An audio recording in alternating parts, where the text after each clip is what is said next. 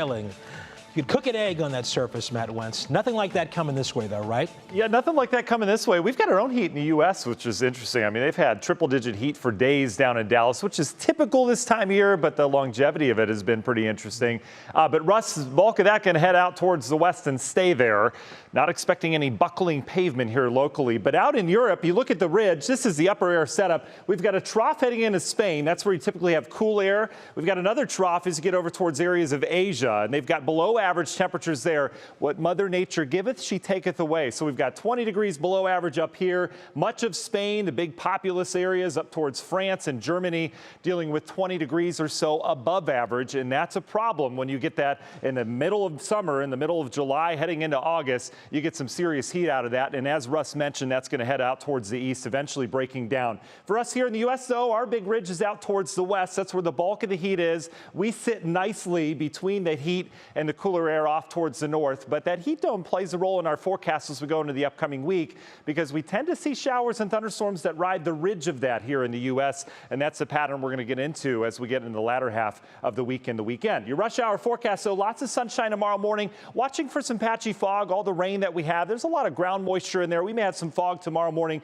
especially further south you're located. We'll have sun, few clouds tomorrow, summery warmth. We're going to make our way up towards 90 degrees. Temperatures right now generally in the 70s. We've had problems with our Millersburg sensor all evening. We're not at 53, probably around 70 down there right now. Dew points, this measures how thick that humidity is, and it's still pretty humid outside of our desert in Millersburg. Again, that is incorrect. We've got temperatures and dew points that are going to get pretty close together tonight. That's why I think we have a little bit of a fog chance, especially inland. But you look at dew points or the humidity across the bulk of the nation, and we don't have any real dry air. It's going to stay muggy as we go throughout the week. So if we talk about what's next in terms of the humidity, well, there's not really a lot of change. Notice how we stay in the humid category all the way through the weekend and next week. In fact, we're going to touch tropical a couple times this week as it's going to be a pretty summery week, all things considered. The rain that we have is now well off towards the east. We've clear skies out. We do have a little bit of rain to contend with off towards the north. We've had some stray showers and thunderstorms up towards the north woods, but this frontal boundary we're saying goodbye to,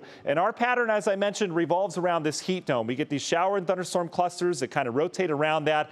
The one I'm going to watch is this one. This arrives on Wednesday. This is a potent area of low pressure that will ride that ridge, and that'll bring us some storm chances as we get into the Wednesday afternoon time frame. Temperatures right now, though, again, the bulk of the heat out towards the west. Look at Dallas right now at this hour, still sitting at a balmy 96 degrees. We'll get warm around here, 88 tomorrow. We'll be in the 90s on Wednesday out ahead of those storms. Our average high 84 will be back around there on Thursday. You notice that change between hot and cooler? That's our cold front, and Storm Prediction Center agrees we could have some feisty storms around here later in the day on Wednesday. They already have us on a slight risk, and again, that's a day and a half out. So let's take a look at these storms, how they develop. Quiet tomorrow, no big problems with your National Design Mart forecast. Here comes our frontal boundary, though. We're dry through the early part of Wednesday. This will likely kick off some strong to severe storms. Again, the modeling may change on this in terms of direction and where they develop, but bottom line, we have the risk for some pretty decent storms around here on Wednesday. Closer look to that, you see some of that perhaps fog that develops tonight. Hot day tomorrow, lots of sunshine, and then we'll deal with that storm chance